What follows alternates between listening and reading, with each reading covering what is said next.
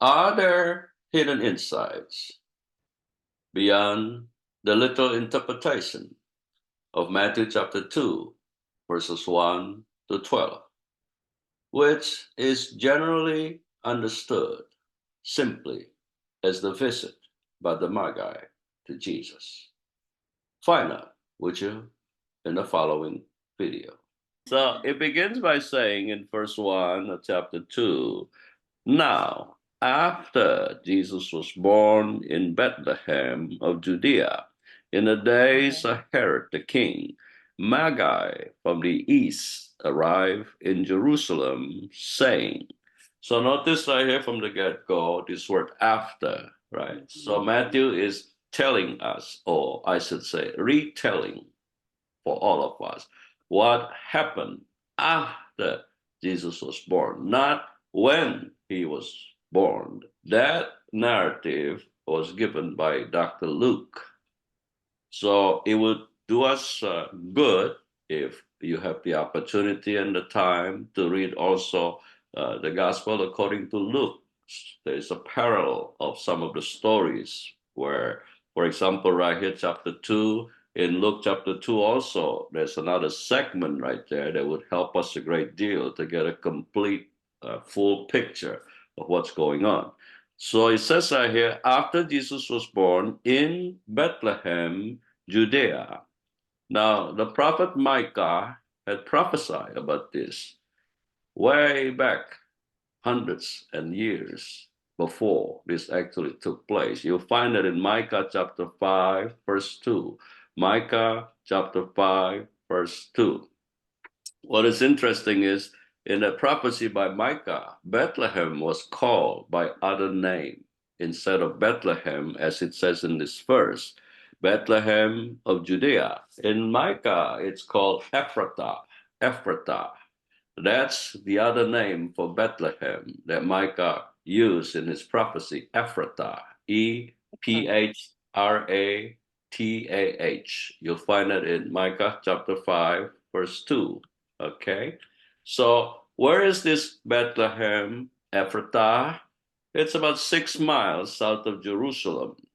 It's the ancestral home. It's the ancestral home of King David, of King David. So right here is another connection Matthew is trying to tell you and I and his audience between this baby Jesus and King David. His Jewish ancestral line is being alluded to in the mention of the name Bethlehem of Judea or Ephratah by prophet Micah in chapter 5, verse 2, right? What we need to know is this character, Herod the king, Herod the king, otherwise known as Herod the Great, Herod the Great. Why was he called Herod the Great? Does anybody know? No. Because he was known for his remodeling. He was known for the rebuilding of the temple, among other things. When Joyce went to Israel, if she happened to be standing in front of the Western Wall, they call it Western Wall, right? Just about every president that we have, when they go to Israel, they go to this Western Wall, while they would stand in front of it, touch the wall, and then they would pray.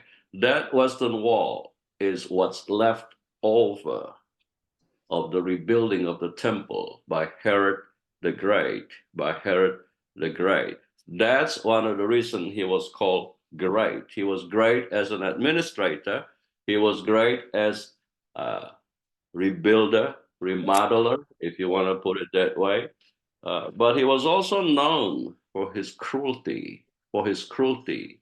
By the way, he was not really 100% Jew. Herod the king, Herod the Great, is not 100% Jew. He was what other gospels would call him an Idumean. Idumean. The word Idumean simply means an Arab, an Arab. So he was not 100% Jew. For that reason, the Jews had animosity, if you want to put it that way, toward him. And he didn't really care much about the Jews. He was a Roman vassal. He was a Roman vassal. He was put there in position of power and authority by the Roman government, right? So here is Joyce. So Joyce, when you were in Israel, did you have an opportunity to stand in front of the Western Wall? Oh, yes, yes. So that wall where you were standing was the only thing that's left over from the original temple that Solomon built that Herod the king, Herod the Great, rebuilt. That's why he was called Herod the Great. That's one of his achievements, one of his legacies, if you want to put it that way, right? So the first character that's important to us in this verse 1 of chapter 2 is Herod the King, Herod the Great. The other character is this word Magi, Magi. So in the Greek, it's actually pronounced as Magoi, Magoi, Magoi, Magoi. It simply means wise man, right? So the Catholic Church starts a tradition telling us that the Magi consisted of three men, right? Do Right. you remember the names of them? No. So there were names supposedly Melchior, Casper, and Balthasar. Oh, Melchior, Casper, and Balthasar, right? so there Here, was only three? no, they're not really. They were not Yeah. really three person. This is why we're going on a rabbit trail on this Magoi, because Mm-hmm. just by the meaning of their names alone, you're gonna see that this cannot be true. This cannot be true. Why? Because Melchior, the name Melchior means my king is light. My king is light. So that makes sense as in regards to them coming to see a baby king. The other one, Casper, the name Casper means keeper of the treasure. That is not correct because they came with treasure and they gave those treasure to baby Jesus, right? And the last one is the one that's very revealing. Balthasar, Balthasar, Balthasar, it means Baal protects the king. Baal protects the king. So this cannot be true because Baal is a pagan god. So this is why sometimes when it comes to tradition, we have to dig, we have to search whether there is truth to this kind of tradition. Number one, as uh, June was telling us early on, right? It's not true. It was not three men. It was a company, a caravan, right? So who are these Magi? Who are these Magoi? These Magi that came from the east because they were among the Jews, living among the Jews that were exiled from Judah centuries before. This is why it says right here, Magi from the east. But these Magi, they were like men that were knowledgeable in a lot of fields of science. Philosophy was one of them. Astrology is another. Yes. Magic is another. Even to the point of sorcery/witchcraft, right? How do we know this for sure? There are two great Roman historians that wrote about this Magoi. One of them was named Suetonius. The other one was Tacitus. So the fact that there were Roman historians writing about the existence of this Magi, it confirmed that they did exist. It confirmed that Matthew was just not telling us folklore or fables, right? That's very, very important for us to understand. So it says in verse 2, where is he who has been born king of the Jews? For we saw his star in the east and have come to worship him. Have come to worship him. If there's a verse in chapter 2 that is very, very important, that for all of us to grab a hold of is this verse: come to worship him. Come to worship him. Because as we unpack the rest of these verses, it's going to become clear. There are three groups of people mentioned in this mere 12 verses of chapter 2. And each and every one of this group of people, they worship Jesus differently. Okay, so keep that in the back of our mind. Notice right here, Matthew said, right, there is a star in the east that is kind of informing, revealing, and leading the Magi to Jesus. It was believed during this time that somebody, a ruler, a mighty warrior, would come up from the east and rule the world. So this is the belief. This is the kind of, if you want to call it superstition, you could put it that way in light of the mention of the Magi here, because part of their expertise, if you want to put it that way, is astrology, interpreting what the stars in the sky mean in their configuration. So there is a prevalent belief during this time that a man, an individual, a king, a ruler, a warrior is about to be born, is about to come out from the Eastern hemisphere, put it that way, right? Mm-hmm. So what is interesting right here, it says that the Magi have come to worship Jesus. And we're going to see how they did that. And that's very important. That's theology and application both contained, alluded to in this phrase, come to worship him. Verse 3, when Herod the king heard this, he was troubled, and all Jerusalem with him. The question we need to ask is, we could understand why this king will be troubled, right? But why would Jerusalem be troubled with him?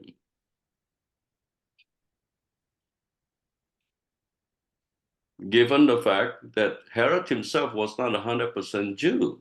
So why would the Jews in Jerusalem be troubled?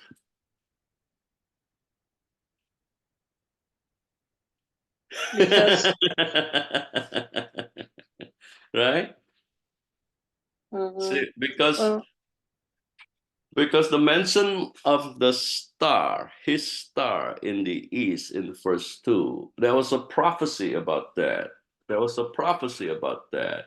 And the Jews fully were aware of this prophecy. That prophecy was given way back in the book of Numbers. In the book of Numbers, chapter 24, verse 17.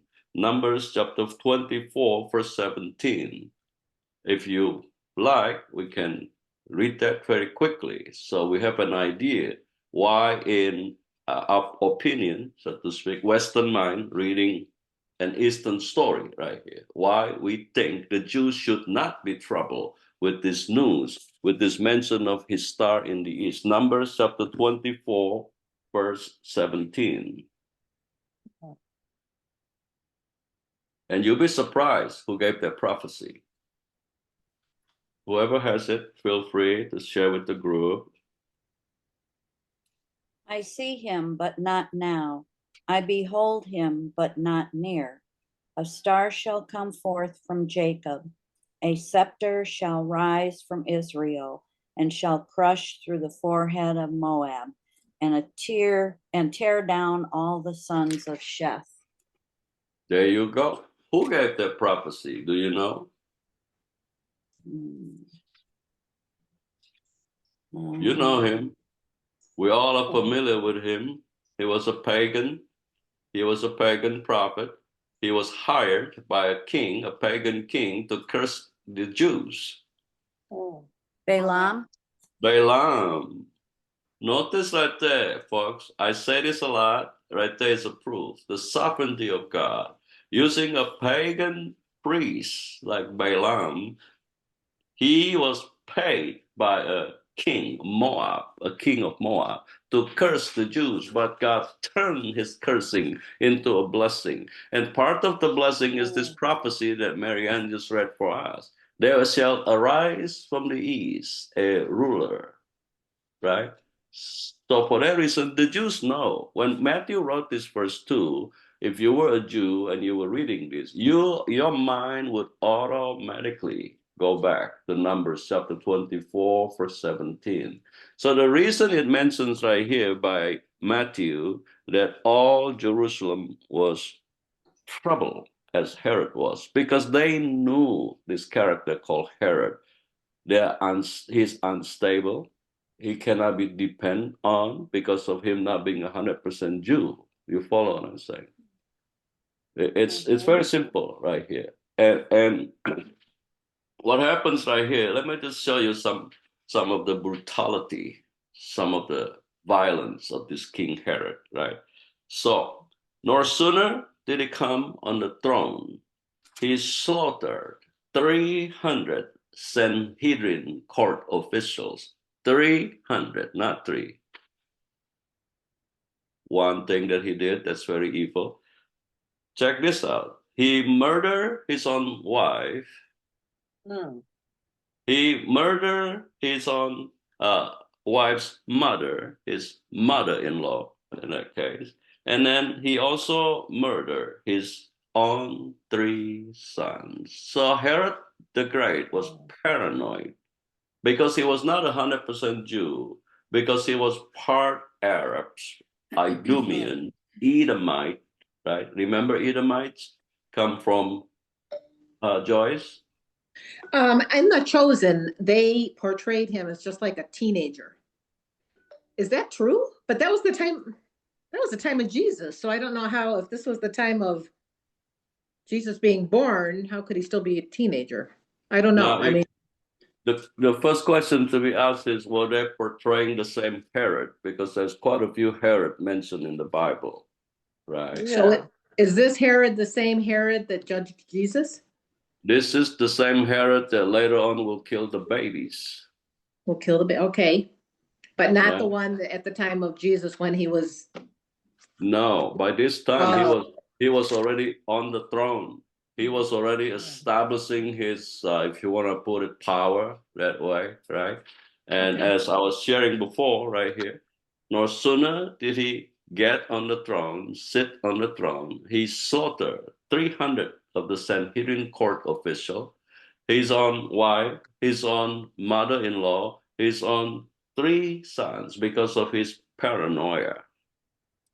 And because of that, all Jerusalem was troubled because they didn't know. Now that he heard a ruler is being born, a new king is coming out, they didn't know what he was going to do to them. You follow what I'm saying? So you could see the psychology here playing out in their mind. For that reason, Matthew himself being a Jew, he perhaps fully knew what his own people were going through in their heads and in their heart during this time. Therefore, he penned it down right here. All Jerusalem with him was troubled. Okay. Makes sense. Makes sense, right? Makes sense. Yeah. So first of all, gathering together all the chief priests and scribes of the people, he inquired of them where the Messiah was to be born. This is the first mention of 2 groups of people that would eventually become nemesis to the Lord Jesus Christ. The first group is chief priests, right? These were people who occupy the office of the high priest. The next group is the scribes. The scribes will be like myself, a Bible teacher. So right here in verse 4, we were introduced to 2 groups of people, even when Jesus was a baby. This is the whole idea with the introduction of these 2 groups of people. While he was yet a baby, these people were already being spotlighted by Matthew as if to remind us, from now on, keep an eye on these 2 groups of people because they were troublemakers, because they will make Jesus's life and ministry so difficult, right? But did you get right here? Herod was inquiring them, where is this Messiah that was to be born? It's kind of ironic, isn't it? As paranoid as he was as a king, right? And yet, somehow, somewhere, according to Matthew, he was asking these 2 groups of people, where is this Savior that you guys are talking about? Where is this Messiah? How ironic is that? You follow what I'm saying? It's like his paranoia is playing a trick on his own mind, Marianne. Well, he wouldn't have known because he was only half Jew and I'm sure didn't read the Torah and all that other stuff. So that's, I guess, why he had to ask the chief priests and scribes. Do you think he knew anything about a Messiah, or this was news to him? I would tend to think, despite the fact that he was born an Idumean, an Edomite, and Arab, if we really look and trace his ancestral background, he had some Jewish connections somewhere along the line. So I wouldn't be surprised that he had some foreknowledge, right? A little bit of, maybe not much. The fact that he would inquire from the high priest, chief priest, and the scribes, that tells me that he had some kind of background knowledge, so to speak, right? Now, moving on, verse 5, they said to him, so the chief priests and the scribes, having been inquired by him, they told him in response, right, in Bethlehem of Judea, for this is what has been written by the prophet, and you, Bethlehem, land of Judah, are by no means least among the leaders of Judah, for out of you shall come forth a ruler who will shepherd my people, Israel. So this came straight from Micah chapter 5, verse 2. So notice in the New Testament, you're going to see this pattern. The authors, the writers of the New Testament citing, quoting passages, verses from the Old Testament to give proof to their writings, that their writings were inspired by God. This is very important. The application of this is very simple, right? We didn't live in the Old Testament. We didn't live in the New Testament either. Did we? Do we? No. So if the authors and the writers of the New Testament would take the time and effort and energy to substantiate their writings by quoting and citing from the Old Testament, how much more you and I, who have been blessed by God to have the whole compendium of both the Old and the New Testament, especially in our interaction with the non-Christian, right? We should be able to explain our Christian faith and backing up our explanation with scriptures. That's the whole idea. That's the application. It's our responsibility, by the way. Whether or not we like it, it is our responsibility to know the scripture well enough where, say you were talking to your neighbor, right? Let's say yesterday when we all were enjoying to some degree the total eclipse, and say got put in your pot yesterday, a non-Christian. And then the conversation came up about Jesus. So the person was inquiring. You should be able to give some biblical verses as your foundation of your explanation, as of your apologetic explanation. It's very important. Therefore, it doesn't become he says, she says, I say, they say. You follow on and say, right? So in Bethlehem, Judah, notice I hit one important word in verse 6, shepherd, shepherd. So Matthew now is challenging our mindset to contrast in our mind the kind of leader Herod has been known to be, paranoid, among other things, brutal, among other things. Yes, he remodeled, he rebuilt the temple, right? But now Matthew is contrasting his character with this baby king. He will be a shepherd. The difference between a king and a shepherd simply is this. A king distances himself from the people he rules. He sits on his throne. The people are everywhere else in the whole kingdom. A shepherd walks among the sheep. A shepherd in this day sleeps among the sheep. There's intimacy. There's a different kind of quality of leading, ruling that is being portrayed, that's being alluded to, right? So a little observation like that, it helps us to get a fuller understanding of the Bible, which is very, very important. right? So, verse 7, then Herod secretly called the Magi and determined from them the exact time the star appeared. That word secretly, that's very important right there. That shows his conniving spirit. That shows his not being truthful, if you want to put it that way. Again, right here is a picture of his paranoid mindset at work. If you compare that, for example, right, with verse 4, gathering together all the chief priests and the scribes of the people, he inquired of them. Now he no longer was inquiring them publicly and openly. Now he's getting them behind closed door, perhaps even bribing them. Herod was known to do this. So now he's forcing them, so to speak. Marianne? Did the star appear when Jesus was born so that the shepherds knew to go there? Because from what I've understood is the Magi didn't come until he was already 2 or 3 years old.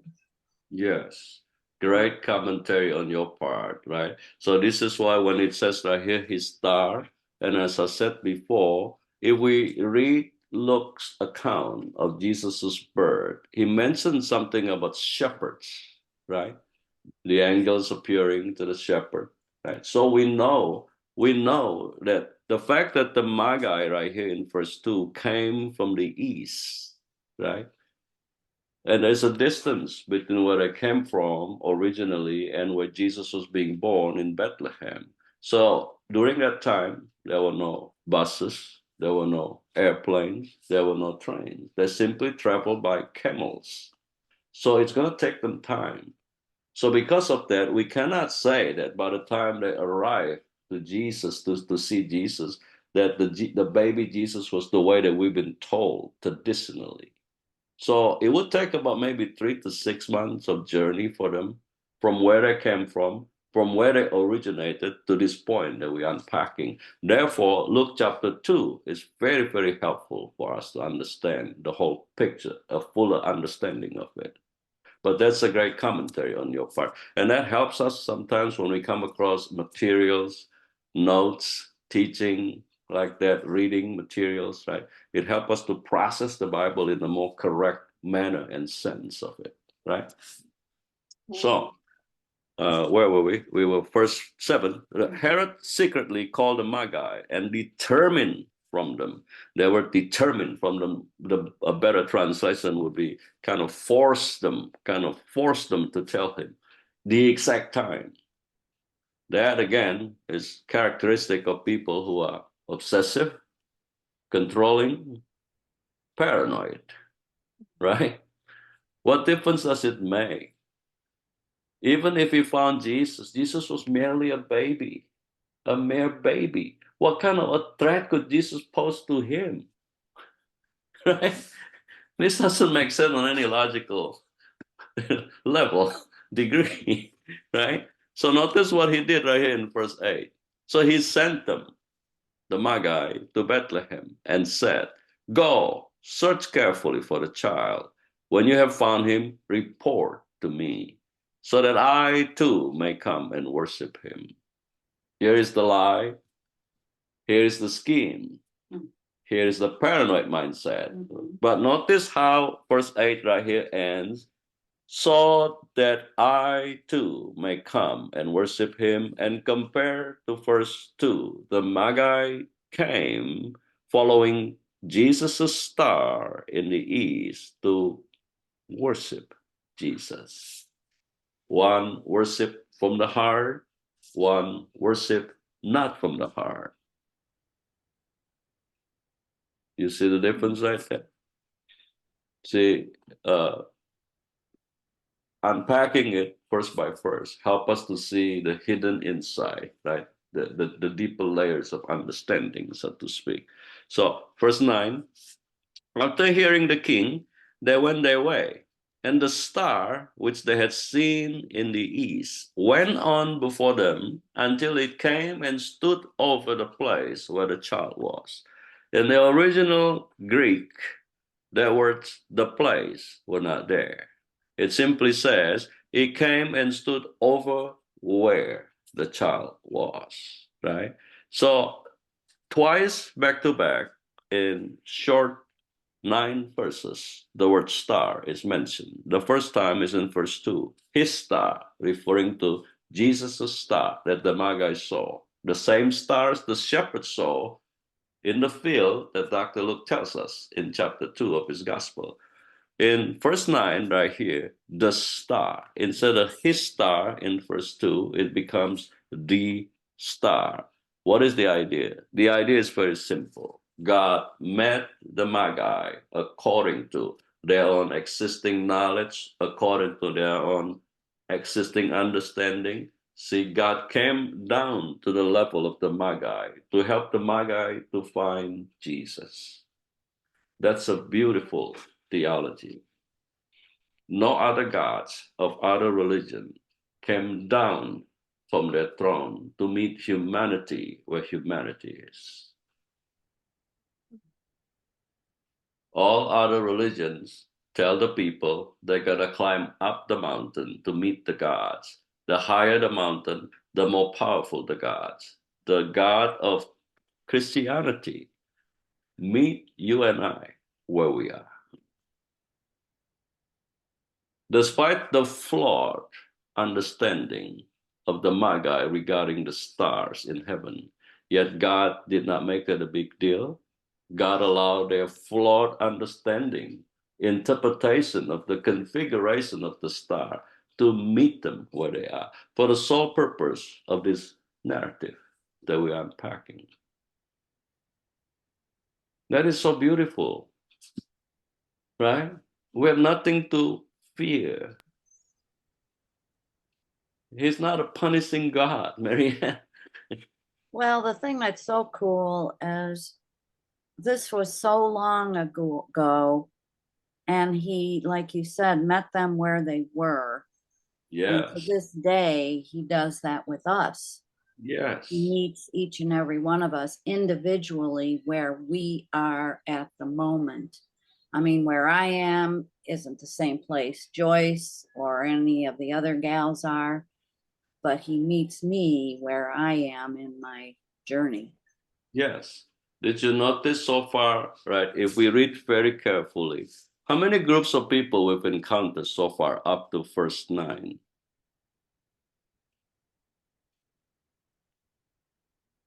So we have Herod, an individual. We have in verse 3, all Jerusalem, all the Jews, and all the Gentiles. They live in Jerusalem at this time. We can assume that safely, right? So that's 3 groups of people. Herod, the king, the Jews in Jerusalem, the Gentiles in Jerusalem. In verse 4, we have 2 groups of people, don't we? Chief priests and scribes. Chief priests and scribes, right? And don't forget the Magi. Yeah. So a total of 6 groups of people, right? And yet, guess who is sincerely coming to see Jesus? The Magi. Magi. None of the other groups of people, it's almost like they could care less who this baby Jesus was. Even the Jews in Jerusalem, they were troubled because of paranoid Herod, so to speak, right?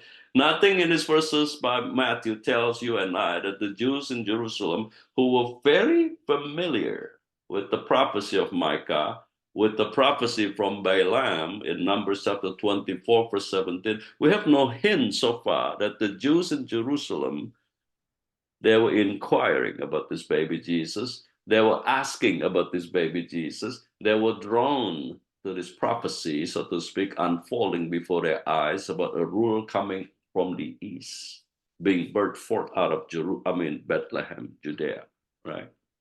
Now, notice right here. After hearing the king, they went their way, and the star which they had seen in the east went on before them until it came and stood over where the child was. This is the genesis of this word halo,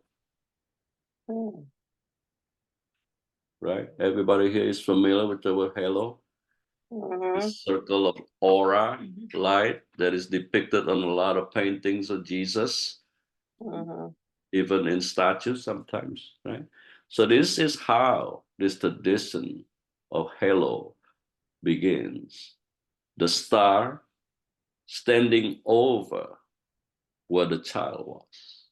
Did you get the picture? Imagine Yes. baby Jesus standing and somebody draw this circle around his head.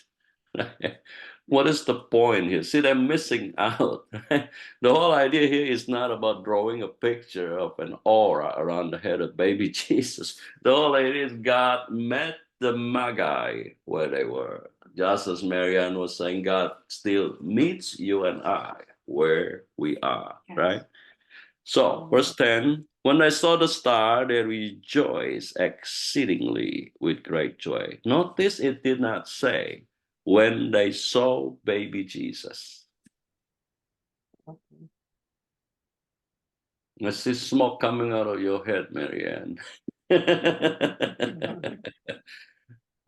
Would verse 10 have meant differently to you if Matthew would have penned it down? When they saw baby Jesus, they rejoiced exceedingly with great joy. But it says that here, when they saw the star. I think we all just assumed that, I mean, I've read this many times and that never stood out to me. I just assumed when they saw, Jesus, that they knew it was him because the star was over him. And I never, whoa, what does that mean? If you read the book of Job, it's very clear, even in the English translation of it. The use and the mention of the word stars in the book of Job is a reference to God's angels. Now, I'm going to challenge our thinking process right here. Yes, you and I are not Magi.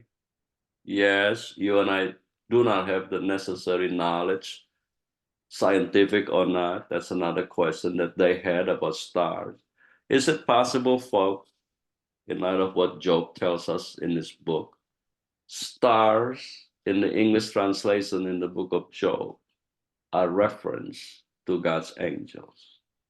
Is it possible? Sometimes when we look up at the stars at night, we're looking at the angels of God. What are we realizing?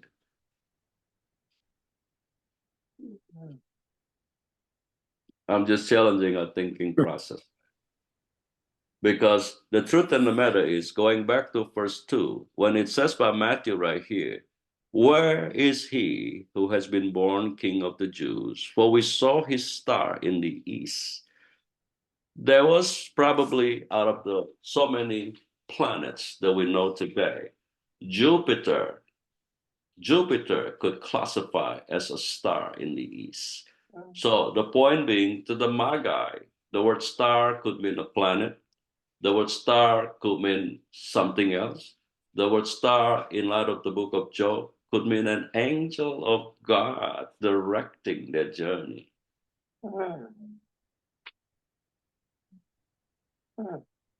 See?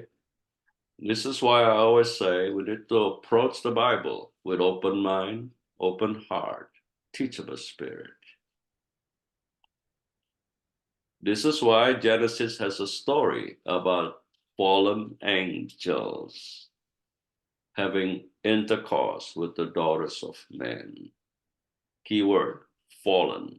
Just like Lucifer, Satan, falling from heaven. Jesus Christ said, right, I saw Satan fall like lightning. Is there a difference between a lightning and a star? When you really get down to it, chemically speaking.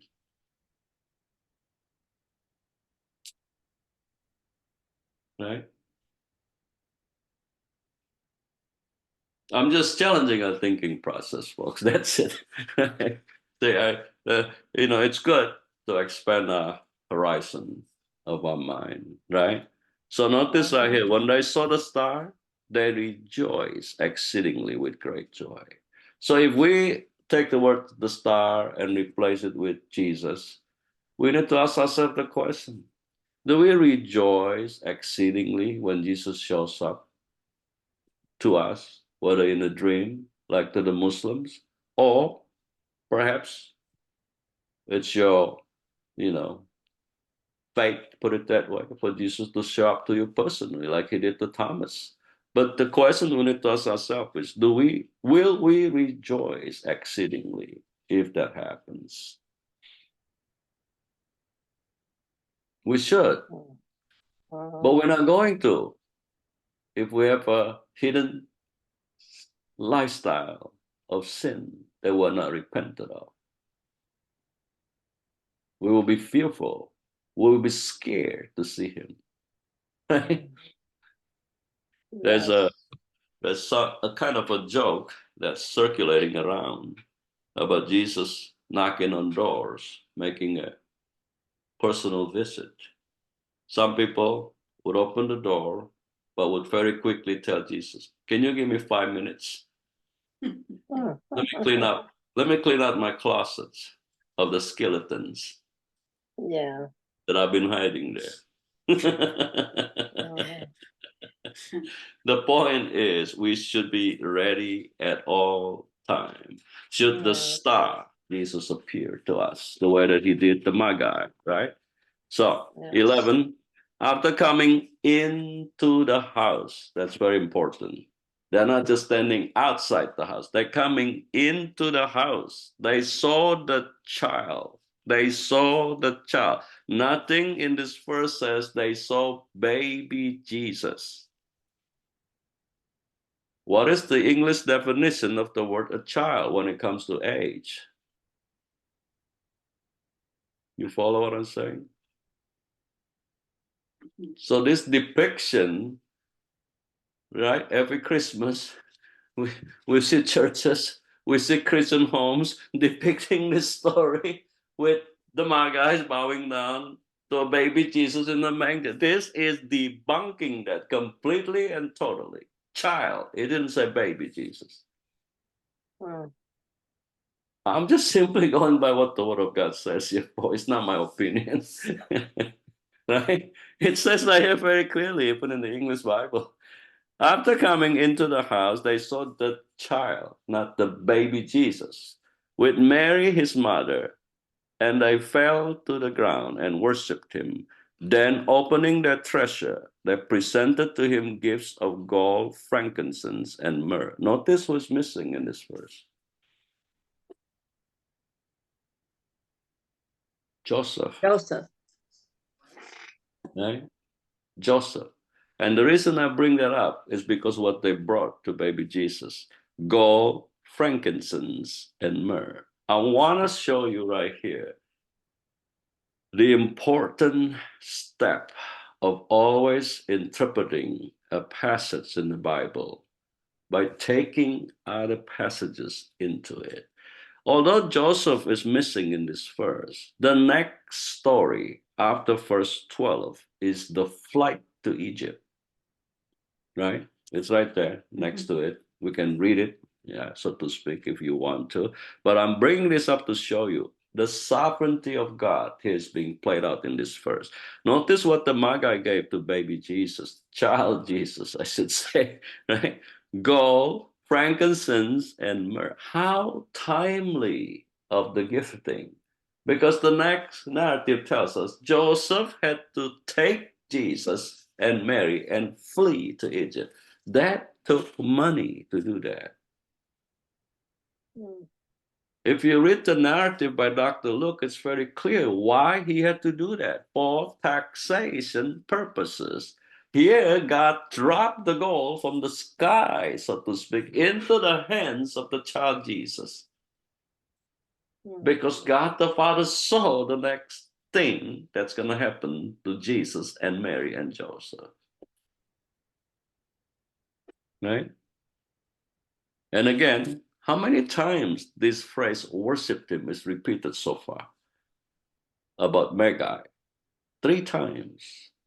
3 times in a short 9 verses. It says by Matthew, right? The Magi came to worship Jesus. The Magi came to worship him. Right? So they came with their treasure. Here's a question for you and I. Do we come to Jesus with treasure? Or do we come to Jesus asking Jesus to give us treasure?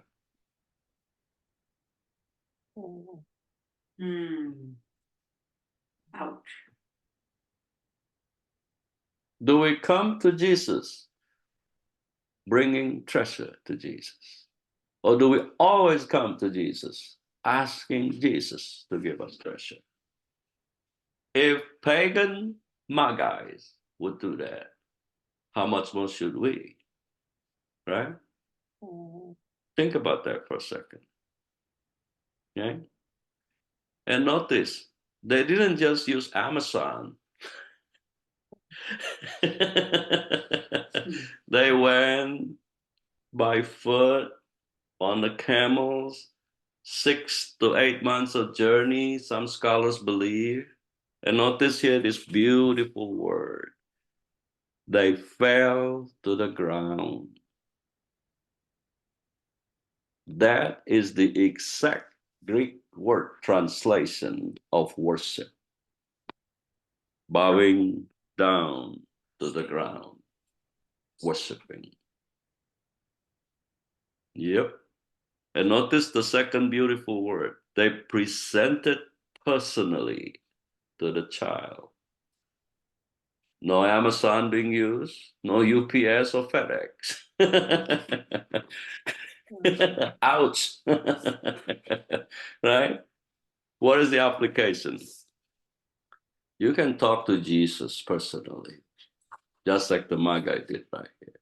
But notice how some Christians are quick when they're in a bind to want to ask other Christians to talk to Jesus on their behalf. If Magi would have this understanding, taking that long journey, shouldn't we, who have been bought by his blood? Okay? So what is the significance of gold, frankincense, and myrrh? So gold is symbolic of kingship. We all know that, right? The Temple of Solomon is decorated with gold, right? Frankincense. What is the significance of frankincense right here? What is frankincense? It's like an Is it a- herb, a spice. Yes, incense, spices that they turn into incense, right? And what do people do with incense when it comes to gods? They burn it Why do they burn incense? for the smoke and the going up to, I don't know, heaven. Doesn't it maybe Because- have health properties? Because in the burning of the incense to their gods, right, they associate the divinity of the gods with the burning of the incense. Oh, It's not just any other smoke. It's smoke with sweet smelling smelling, yes. fragrance. The idea is by burning incense, frankincense, they're presenting to their gods a gift that is sweet smelling to their nostrils, so to speak. So frankincense right here is symbolic of Jesus's divinity, not humanity, divinity. Myrrh, we know what the significance of this myrrh. It's symbolic of his future crucifixion and death, right?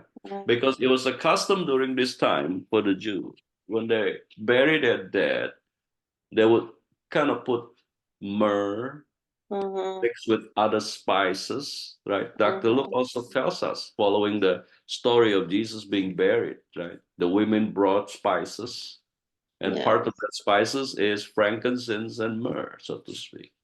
So these three items right here are listed not by coincidence. Gold, symbolic of his kingship. Frankincense, symbolic of his divinity. Myrrh, symbolic of the most important reason why he was incarnated, to die for our sin. And guess who were privileged to be the first to present that? Magi. Not a Jew, not a Jewish king like Herod, not the chief priest, not the Bible teachers, scribes. Pagan Magi. This is written by a Jew. You would tend to think a story like this, as important as this, Matthew being a Jew, would use a Jew as the central acting role, right? Central, you follow what I'm saying? No, it's Magi. It's the Magi. It's the pagan astrologers. It's the pagan, if you want to call them scientists, to a degree it's correct, to another degree it's not, right? So this one first right here tells us a lot. It's not a baby Jesus. Joseph is not mentioned. It's not because Matthew forgot, because the next narrative connects the disappearance of Joseph in this verse. This is the sovereignty of God playing out before our eyes right here. They fell to the ground. That's the most important part of this verse. Do we, when we go to church, when we come together to worship Jesus, whether in a prayer group, whether this coming next Saturday when we come together, right? Do we bow down to Jesus in our heart?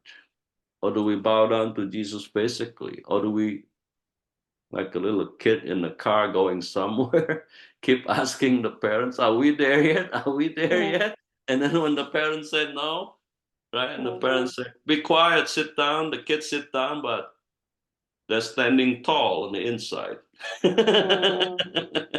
Capting up an attitude, right? Not falling to the ground, so to speak, in submission to the parents, right? So there's a lot in this verse right there, right?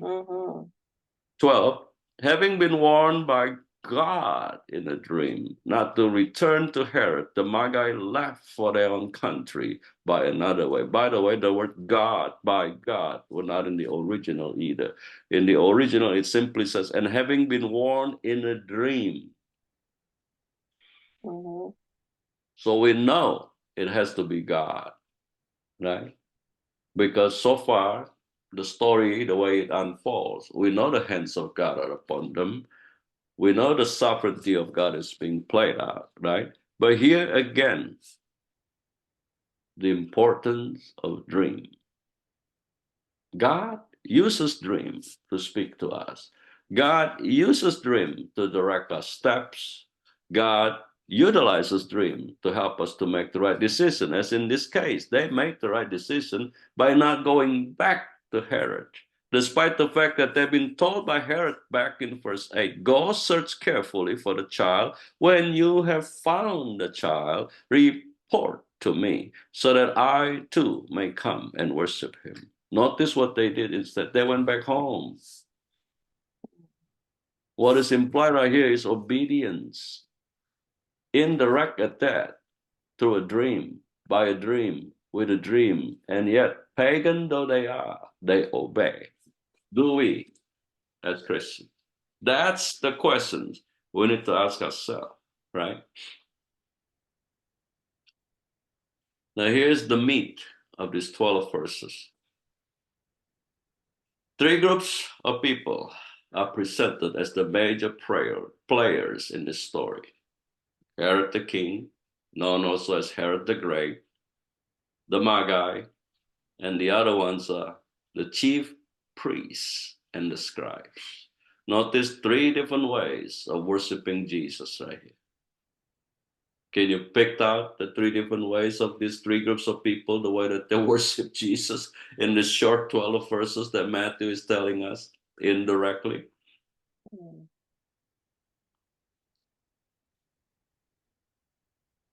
Herod was not worshiping Jesus at all. Right? He had a hidden agenda. He used this phrase to worship him as a smokescreen. right? We don't want to be like Herod.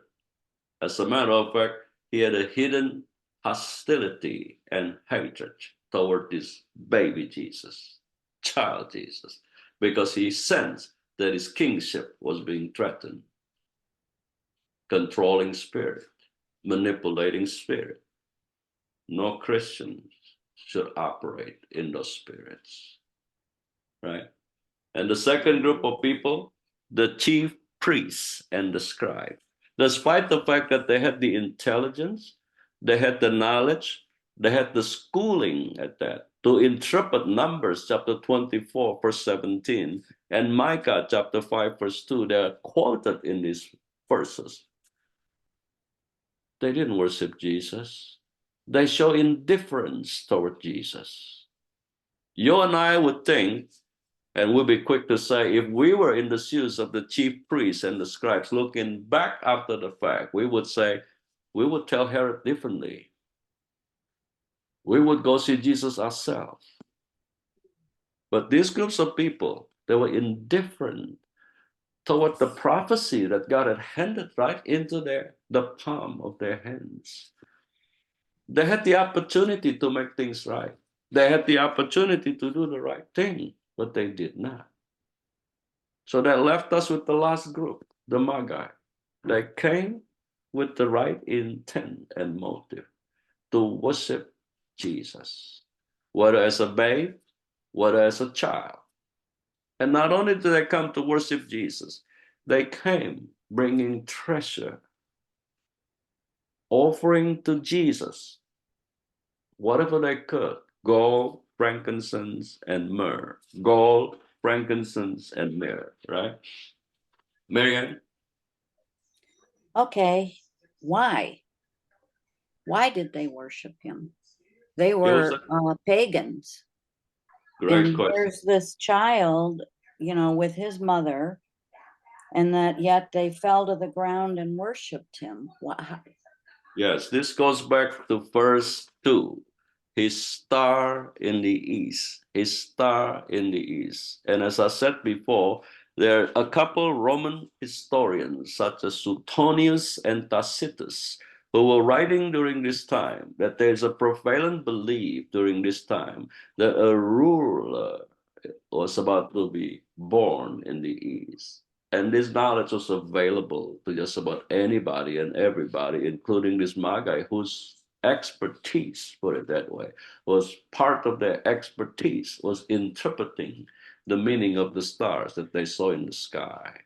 So the moment they saw this star, his star in the east, automatically they would conclude, okay, this man, this ruler, this king that has been prophesied in all these writings, pagan writings at that, not Jewish writing, when you take into account these Roman historians. So they automatically come with a purpose. The purpose is to bring gifts. It's customary during this time.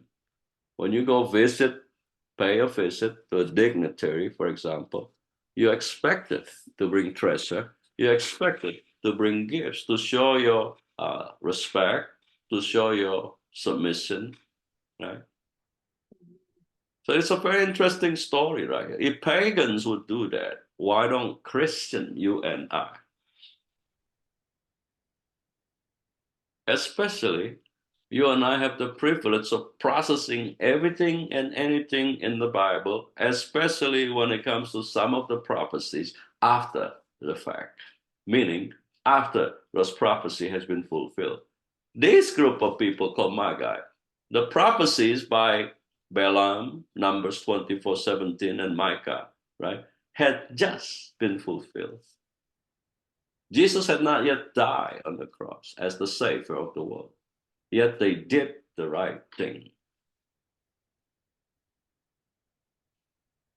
Now, early on, I said, if you have the opportunity and the time, read Luke chapter 2. It'll give us the other side of the coin. And when you do that, right, you're going to come up with some spiritual significance, insights, and revelation. So in this chapter by Matthew, the Magi is spotlighted. in the same chapter, in the same number, 2, chapter 2 by Dr. Luke, another group of people was spotlighted, the shepherds, right? So based on what we read so far, there clearly are differences between the shepherds and the Magi, right? If you were a shepherd, being a shepherd is one of the lowliest occupations because you get dirty, you get smelly, you sleep with the sheep and the goats and the rams, right? Magi, on the other hand, these are kind of upper class because of their intelligence, because of their knowledge, because of their expertise. But notice right here, Jesus came to both the shepherds who were Jews and the Magi who were Gentiles, even as a baby, even before he was born, even as a child. No discrimination. God is indeed, Jesus is indeed an equal opportunity employer. He will employ you whether you Jews or Gentiles, whether as a shepherd or as a Magi. Right? That's point one. Point two, notice right here, Jesus came to both the poor, like the shepherds, and the rich, like the Magi.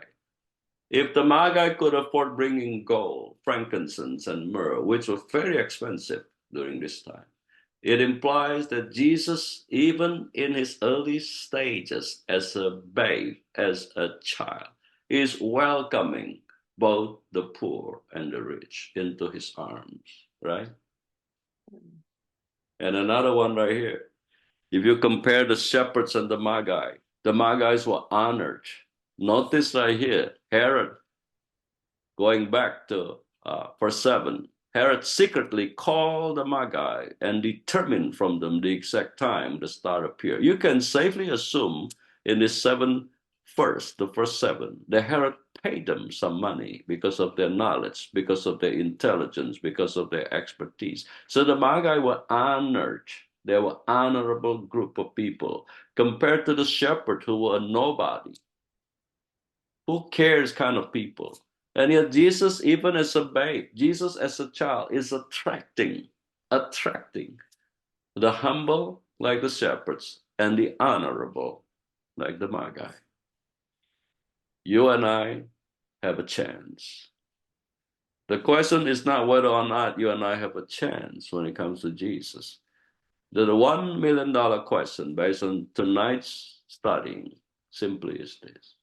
Which group do you belong to? Herod the king, the chief priests and the scribes, or the Magi? So, how do you worship Jesus? Like Herod the king, like the chief priests and the scribes, or like the Magi? And the next time you go to a church, do you go there just to visit Jesus? Or do you go there to worship Jesus?